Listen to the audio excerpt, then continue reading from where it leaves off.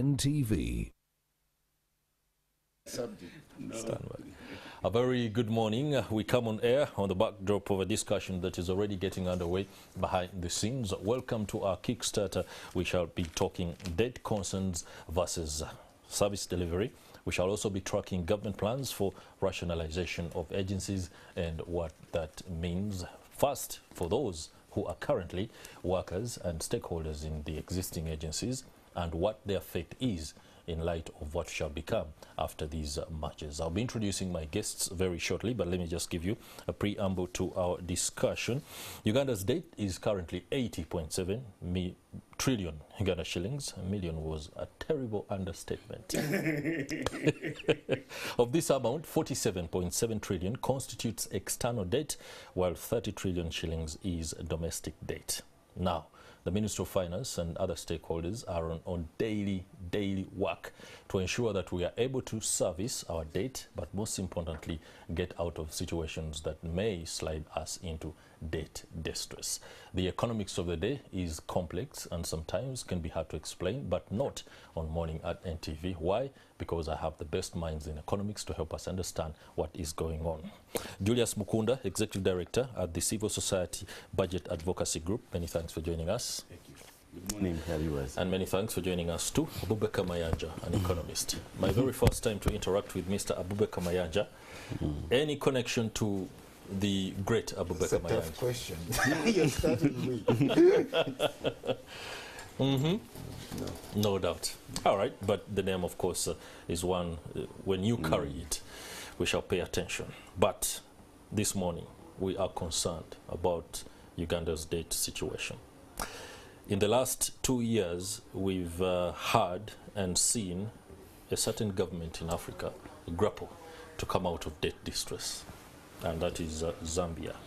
The trade-offs that it has had to undergo in order to put itself on the path back to debt sustainability are deep and have affected public service there. Many are afraid that any attempts to ensure that we return to debt sustainability could affect us negatively, but must we stay in debt distress? First and foremost, what is our condition right now, from your point of view? From my point of view, the condition is that of concern, where you've not yet reached distress level, but you're concerned that you could get into a distress position. Now, of course, the recent events, macroeconomic events and global events, all the way starting from the pandemic to the war in Ukraine, have impacted us and the economy, the global economy at large, which has reduced economic activity and government revenues in terms of taxes. So most recently, the most recent position is we've suffered a shortfall of 134 billion as of September in tax collection, with the biggest impact coming from import taxes, which means that the trading community is also experiencing distress. So that is the current condition, is that of concern on the debt sustainability. In terms of limits from the Financial Management Act, Public Finance Management Act, we are very close to the limits, which means that government ability to borrow more money may be constrained, and that's the situation. All right, we shall of course be delving into, if that happens, what are the repercussions if we reach that particular point. Allow me go to Julius Mukunda. 80.7 trillion Uganda shillings is our current deplorable position, that one I must say, and it's been coming. We've seen it grow and grow. That means we don't expect that trajectory to all of a sudden halt or begin to reverse. What's your view? No, I think, I mean, like you said from the beginning, for the person to understand where we are and what it means. That's right. I mean, 80 trillion is a huge number.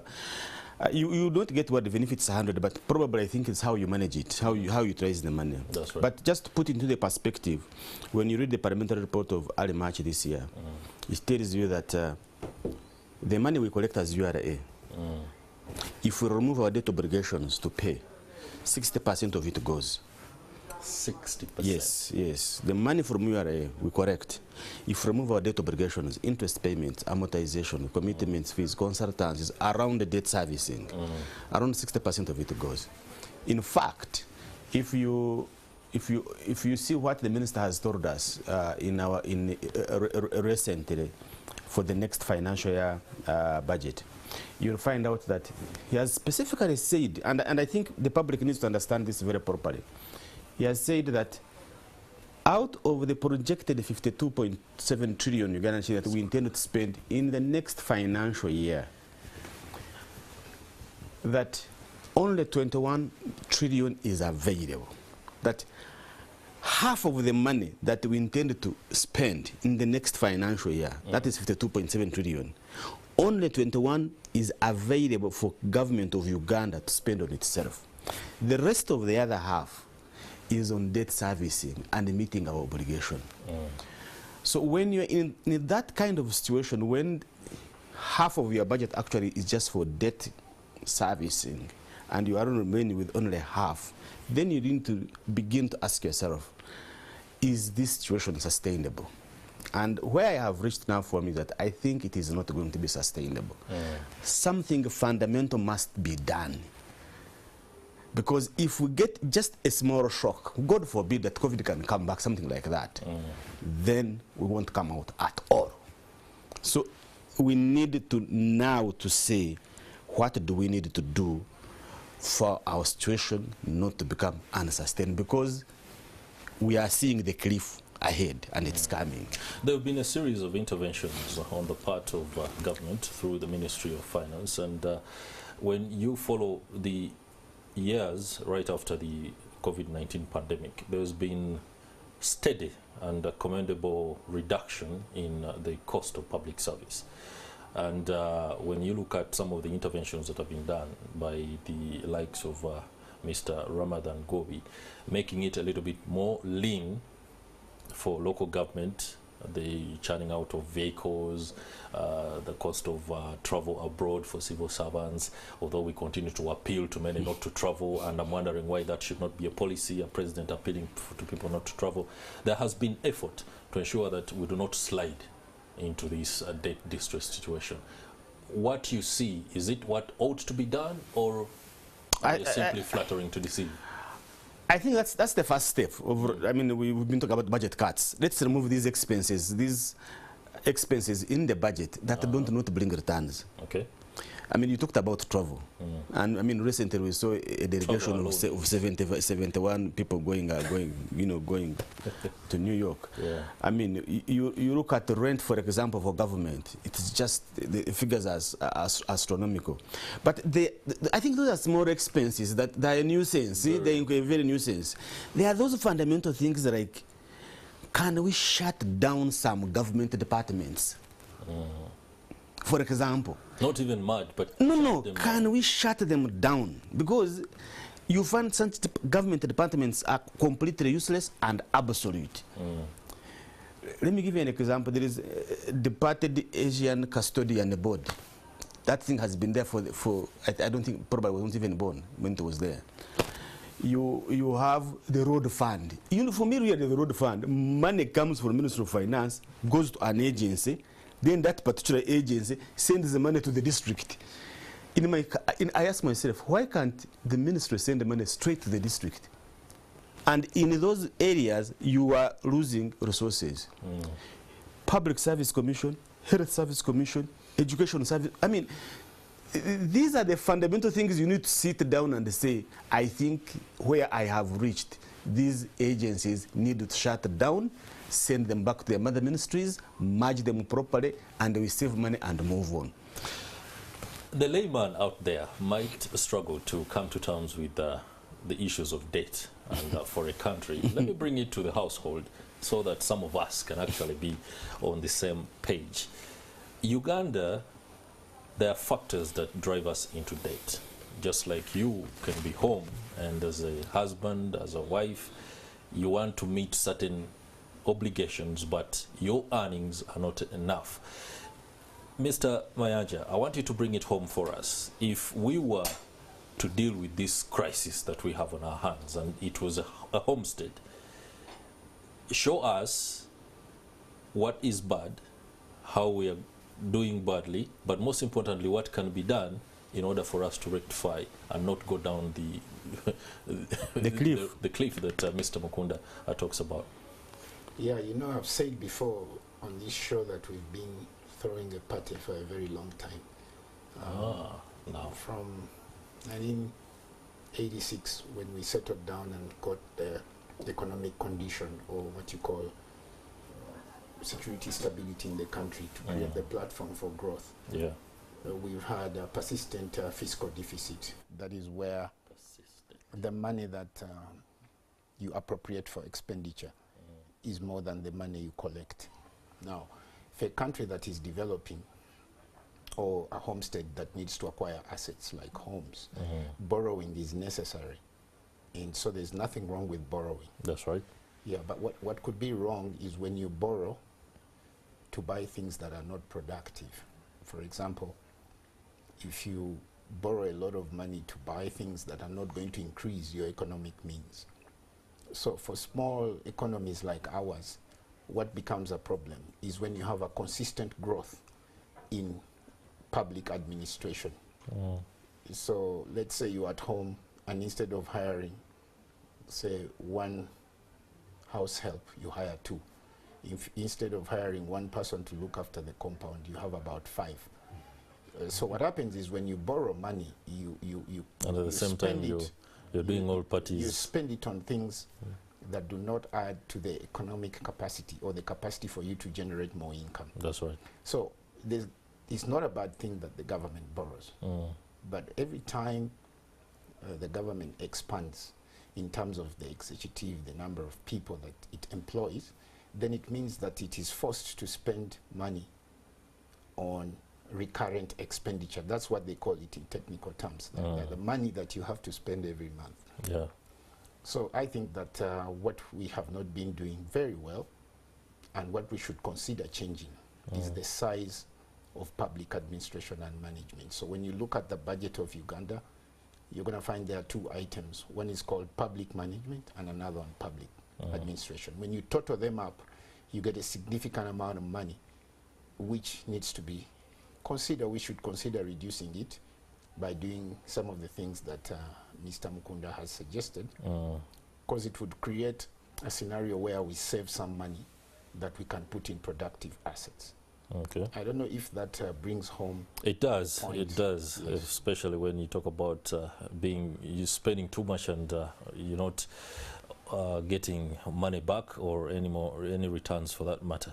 But President Yoweri Museveni has been very unapologetic about undertaking massive infrastructure projects that he has explicitly said that Uganda needs in order to position itself for takeoff.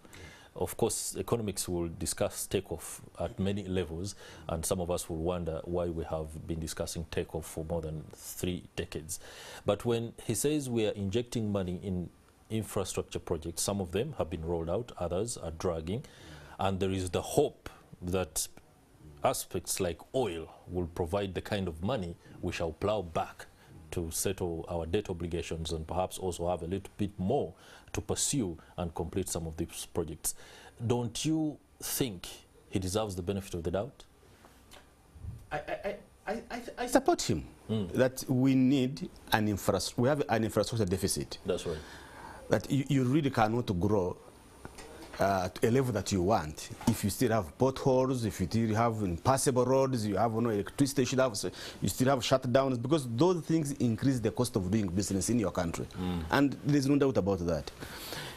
I also support that actually you can borrow knowing that since you have your oil, when it comes out, you can actually be able to help you pay back the debts. That's right. But by the time the oil come find that actually there's an infrastructure that is there to roll it out properly. So that's okay. But the fundamental part is how prepared are you to ensure that the money you're going to invest in that infrastructure is being deployed on time, but also on budget. And I think that's where we lose it as a nation. And I have told you on this show, You can't build the Northern Express Highway for 20 years for an 18-kilometer road. It's ridiculous in this 21st century. And that road gives you so many lessons of why we fail to execute our projects on time, but also on the budget. Number one, we are not prepared. You start a project, along the way, there is a huge tree which we have been talking about. Then you begin to ask, okay, how should we remove this tree? In the first instance, you shouldn't have started that road. A feasibility study ought to have a feasibility study. Yeah. It should have showed you. You reach at a place and you find out that actually the soil is so soft, instead you had planned to dig a kilometer down, you are now going to dig 10 kilometers down. That is a lack of unpreparedness. It meant that the visibility study was not done to the latter. So lack of preparedness for us to generate the returns we need. And he will tell you, because if you have a road for 3 years, it takes you 20 years. Already you are on overruns. And I think before we say, okay, we shall get oil, we need to address that particular question. That if we have to build 10 schools this financial year, have we built them? Are they over the standard and the quality? And I can tell you, if we don't address that in this country, even we are not going to benefit from the oil that is going to come out. Do you gentlemen understand the kind of economic models that have been adopted by the government, or we are simply depending on what we are told at press conferences, or something more like this is how we are dealing with what comes up? You know, do we have our hands on an economic blueprint right now that any economist, whether in government or private sector, or even an outsider who is coming into the country to study the situation, can quickly notice that Uganda's path is shaped along this line economically? Do we have that? Okay, yeah, I think I can attempt to answer that question, but I just wanted to add to what Mr. Mukunda was saying. On top of the preparedness, you know, small economies like ours have to leverage natural resources to grow, which is called natural capital. Then you can, to leverage and grow natural capital, you need to have the right human capital. So it could be that some factors related to performance come from the quality and discipline of the human resource employed in the government or the agencies. So it would not be enough just to provide the systems or the necessary legislation and systems. You would need to have the right people. Mindset. So in terms of looking to improve our performance, we could consider looking very carefully at the human resource aspect, or the human capital aspect, that do we have the right people in the right agencies? So let's say you want to build roads. Have you employed the people that know about these sorts of things, or you've employed people because somehow, you know, they are related to you? And you know, the biggest example I can give about that is the country called Singapore, where they practice meritocracy. And I think that that could be a factor. Now, going to Uganda's economic systems, it's a long story, but the main thing that we are trying to achieve is to have what is called a social market economy. I don't want to go so much into the details of that, but that is the dream. And that is supposed to be driven by a social market economy is one where there is growth, but it's inclusive. It includes no one is left behind. No one is left behind. Includes the people. So when you look at the government, it went into privatization and relied on the private sector to create this growth. But the contradiction was the policy that enables that in terms of tax policy. So for example, if you want to attract capital, your tax rates are very important, especially corporate tax rates. There are countries like Mauritius and Ireland that give a conducive tax rate. An example I can give you is private equity companies for the longest time, or venture capitalists, are saying, you know what, when we come to Uganda and we invest our money, we are taxed at so many levels. I buy the company, I grow it, And when I'm getting out of that company, I'm supposed to pay 30% to 45% of the value I've created, which I think is unfair because I'm not treated like that in other countries. Now, why is that relevant? To grow the company, you actually need capital. Yeah. And even if you have a solid banking system, you need equity capital to complement. That's right. So they've been complaining, you know, they pay 30% corporate tax at the level of the company they've invested. Then after that, when they're paid dividends, they pay withholding tax, which is another tax. Then the entity which they own, which they have used to invest in that company also pays tax. And on top of that, the value they create through their skills, the entrepreneurship skills, the building of systems, they take 45%. That kind of scenario contradicts the private sector narrative. Now, the private sector narrative was very solid until the financial crisis, global financial crisis we experienced in 2009, where the US government and the UK government had to intervene in the banking system directly, in the car manufacturing companies, and then it created a rationale which allows the governments to invest directly in companies. Of course, there are countries that rely on these models, like China, it has the national companies. In that case, the economic setting or manifestation of how Uganda does its economics changed a bit. In this case, it became okay for government to invest directly. And that's how companies like Uganda Development Corporation come about.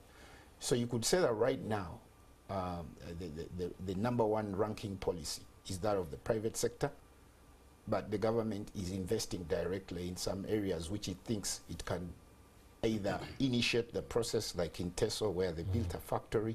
So we have a mix now of active government investment and private sector. So you might want to know that factory is now up for sale after they should say that spectacularly failing. Yeah, I think you do agree entirely with what Abubaker Mayanja says, especially with regard to the private sector being the throttle of the economic transformation that we want. President Museveni is vocal about this, and his love for investors itself says a lot. But I think at the end of the day, the ability or the capacity for the locals to be able to be part of this narrative is important. And until that is achieved, then we can't really rely on capital coming in, which is supposed to go out anyway in terms of profits and all that stuff. We need to be able to ensure that our own capacity is improved by empowering the local industries. I mean, you see, it's good to talk about these things, but it's also very important to practice them. To practice. to practice them. Because if you say private sector-led economy, I mean, all major countries really, to get from an agrarian economy to where they are, private sector has been on top of the game. That's right. So you need to create that environment for the private sector to grow. So if there is an international investor, let me tell you, he's looking at the global on an eagle's eye. Where can I get better returns? Period. That's the bottom line. That's right. So when he looks at Uganda and he puts the numbers and the returns are low, then he focuses somewhere else. So as a country, if you want to attract them, you need also to change a number of things. Because if you are being taxed from the moment you enter and the moment you're exiting, I can tell you we're not going to do that. But I think the fundamental part that we have forgotten in this country is that we mixed between liberalization and regulation. And I think that's where people begin to complain a lot, that these companies come, they exploit us, and then the government is like, no, it's liberalization, we shouldn't touch them. I think we need to make sure that regulation is very tight, that people are not cheated, people are not discriminated. But even themselves, the companies... In other words, we shouldn't throw the notion that this is a demand-supply-led economy. Whoever has the services and the goods, and there is demand for that. There must be a system on how things are supposed to be done. That competition is normal. That you're employing people. These are the standards you need to employ the employment. I mean, recently we heard of this, how banks are cheating clients. For example, you go on your account, your money is gone, and And no, those are allegations for now. Yes, those are investigations are being done. Yes. If I may add to what... And for me, I'm like, you need standards, really. Okay. If I may add to what Mr. Mukunda is saying, because I want to bring it into context of the topic and the agencies. What happens is when you go into private sector-led economy, the manifestation of government policy like that, it is necessary to have regulators. I'll mention a few. For example, Bank of Uganda regulates banks to ensure that they do the right thing. The Capital Markets Authority regulates companies that issue shares. So regulatory authorities are a necessary part of a private sector-led economy to create a level playing field. And it's not something you can do without. It comes from what you call the institutional theory of growth, that if these institutions grow, they are going to police the institutions in their sector to ensure that there is fairness to all. Fairness to the government, fairness to the people they serve, and they don't damage the environment. To give you an example of the most recent authority, there's the Petroleum Authority of Uganda. It's ensuring that, you know, health and safety standards are followed, the environment is protected while we develop our oil. So regulatory agencies are a very, very critical aspect of private sector-led growth. The issue then is, when you create them, do you put the right people and do you empower them to do what they are supposed to do? Do they have the capacity? Without any external, you know, and do you influence? And those are the conditions that allow private sector players globally to have confidence in your market and say that, yeah, this market is fair. If I'm given a license, nobody can pull it away from me, because people are investing lots of money and they need that predictability. Okay. All right, gentlemen, it's about time that we go for a short break, but when we return, this conversation will continue, and we'll also have to tackle the specifics of rationalization of government agencies, which ones ought to be merged into two, or rather merged into one, but most importantly, if one is to let go, what happens to the human capital or human resource that these guys have been working? Because that is also a fear, and it is one that has led to the dragging of this particular initiative going forward. You're watching Morning at 10 TV. We are discussing Uganda's debt versus service delivery, and also plans for rationalization of agencies. We'll be right back after the break.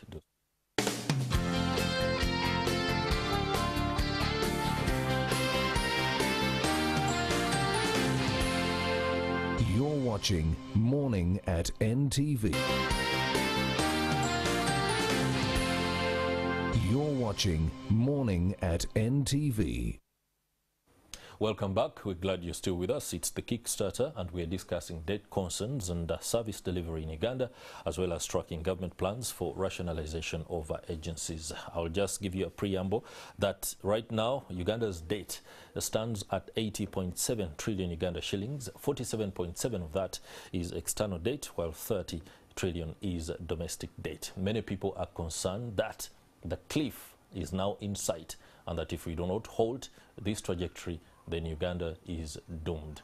Whether we ought to be in debt or can sustain it is also another question. Some people say debt is needed, and many times it's what drives people forward.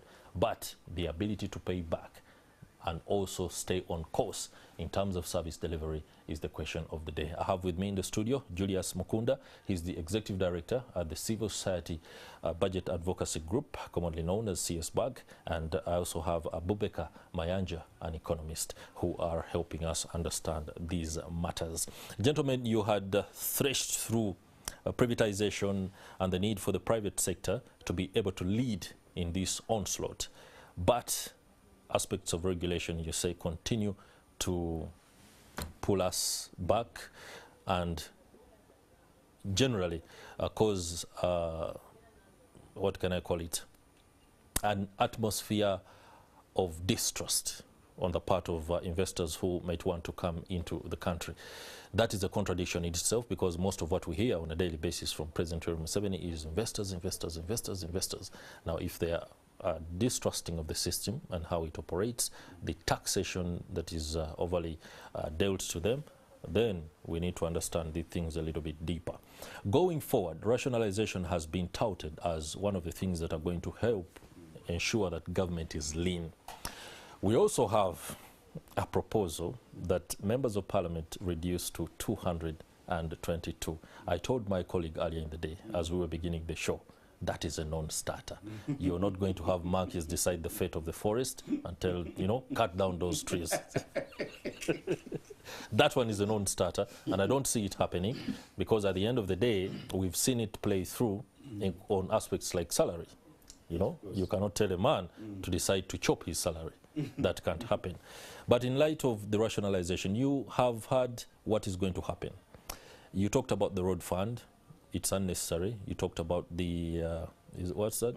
Public service commissions. You talked about Indian non-performing assets board and stuff like that. What can work and what won't work? I think for me is the politics is spoiling the whole idea of rationalization. Hey. We should have done rationalization when the government had just come in. 1986. No. This as in the stamp. This term. Okay. That was the best time to do rationalization. Because now, as you start to do it right now, and everybody has started going into the campaigns, it becomes a political issue. So it is going to be very difficult for government. In fact, my advice right now is shelve it. Bring it in the manifesto for the next. Let it be in the for 2026. Because right now is that already people have stuck their guns. They have started, you know, campaigning, engaging members of parliament, and remember they are the people who are going to decide the last. Because some agencies are created by laws, so you have to repeal them, and parliament has to do that. So that's one. Two is when we talk about parliament. Politically, I think we should have excluded the parliament now, so they first deal with the others, and then we deal with them later.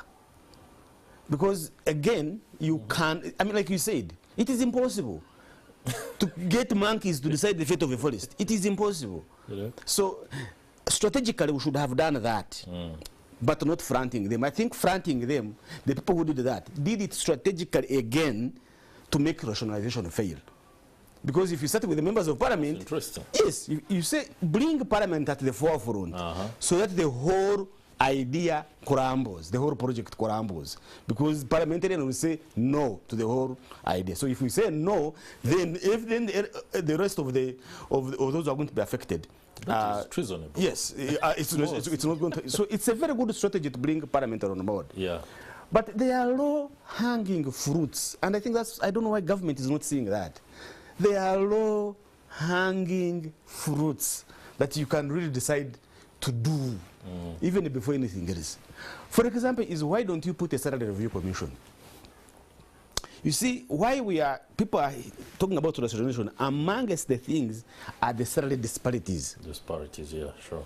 So whenever the president says you can still have your authority and be paid less, and the people you're supervising are being paid more, it's still human nature comes in terms of what you are doing. If a headmaster is being paid 500,000 and the science teachers are being paid $1 million, supervising teachers work. You see how he has the authority, yes, but it will boil down to how much money is going to be in your pocket. That's how human nature is. So for me, is the roadmap to rationalization. Number one is we need to know when should we do it, and I think right now is the wrong time to do it, because the politics have already entered into this whole arena. Okay, interesting there. Your view on that, and also help us to know, is actually 5 years enough to undertake such programs? If he says it should be done during the start of a term, are 5 years enough, or 4 to say the least? Yeah, I believe you can do it in 5 years or less. Sure. If you get the alignment that Julius is talking about. Now, this topic is more, relevant to political scientists, and because they tend to think differently. So from an economic point of view, you can talk about all the rationales, where it came from. The encouraging thing about this rationalization is I have seen that the cabinet is involved. So you have the cabinet made a decision. If it was just the Ministry of Finance, because it's been singing this for the last 10 to 15 years, don't create districts, don't, but it seems that the political side has its own interests. Some of them are related to how many people do you have who can support you. So every time you create opportunities for them, you create districts, you create a new chairman, you create a new it's a CEO, new cadre there. a new, so there's been a discrepancy or a contradiction between the economic aspirations and the political realities, which is not a topic that I'm really, you know, very conversant. Just to be aware that the political side is the one that decides. So the only encouraging thing about this rationalization is that I'm not seeing technocrats in the Ministry of Finance fronting it. It's coming from the cabinet. All right, but going to what Mr. Mukunda has said, when cabinet finishes the whole discussion, they have to go to the Parliament, yeah. Which is the legislative arm of the state. Now, how it should be done, in my view, is that there are three arms of the state. There's the judiciary, there is the parliament, and the executive. They should be aligned together and agree how they want to go forward. If they are not aligned... Is that even possible if members of one arm refer to another as government and are not aware that they're also government? No. The point I'm making is this. It's very similar to what Mr. Mukunda was saying. It's just I'm just trying to put context. What I see are risks is that you're going to get this omnibus bill done with all the technical people, with all the numbers we are seeing, 173 million saved. You're going to go to Parliament, and Parliament is not going to play ball. Or if Parliament plays ball, the judiciary might not play ball. So the wise thing to do would be to sit down with the three arms of the state and then say, okay, we have a situation where we cannot sustain what we are paying. And everybody takes some cuts. If you say that only the government, the executive is going to reform, and Parliament doesn't reform, it's not going to be... it doesn't all go Parliament may even throw it out. That's the risk that we have. So in my view, there has to be alignment. Consider alignment at the three different arms of the state. And once you have that, then everybody feels like they have been part of the process. So that's the risk that we have. All right, I'm afraid as time is inching forward, we would love to go to our man, Ivan K. Walinyolo, who is standing by. So I'll give each of you 2 minutes to do a wrap and also offer us some projections. I'm hoping those projections are very optimistic. Let me begin with with Julius. I mean, I think Uganda's economy is a resilient economy. Remember where we have come through. I think we need to put our acts together. Okay. We don't need rocket science. We need to, there are things that are low hanging in rationalization. That's right. That we can do and move forward. We can improve our capacities to deliver on some of these things. Probably what we have not talked about is around corruption. You need to build a very big. I didn't want to go into the book of lamentations today. So that if you pick somebody's money, our money, taxpayers' money, we have a place, a custody where you can put you and keep you forever, so that others can help us to implement our development. Interesting there. We shall call you again and we discuss that. In my view, I would like to give credit to the cabinet or the government for coming up with this idea that they can restructure, because most of us in the private sector, we've been forced to do that by conditions. By the conditions. We didn't have a choice. Either you're not going to survive or you have to adjust and change some things. So that's a positive thing. However, I would like us to consider a discussion that involves even the politicians. And to do that, I think the right organ, in my view, to take this forward is the ruling party. Because in there, you're going to find there the parliamentarians, and find that in this case, what I see, it's come from the cabinet. And it's a good thing. But if it came from the caucus, for example, then everybody would be aligned. And then we wouldn't have risks along the way where a reform is taking place. Because you see, the process started in 2018. 2018. Now we are in 2023.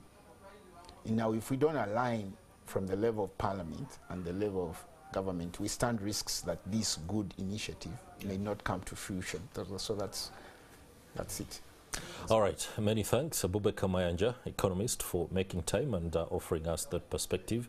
It has emboldened our understanding of these matters, and perhaps we might either give the benefit of the doubt or be able to put some people to the task to do the job. Many thanks to you too, Julius Mukunda, Executive Director at the Civil Society at CSBAG. Let me keep it at that. All right, that will do it for the Kick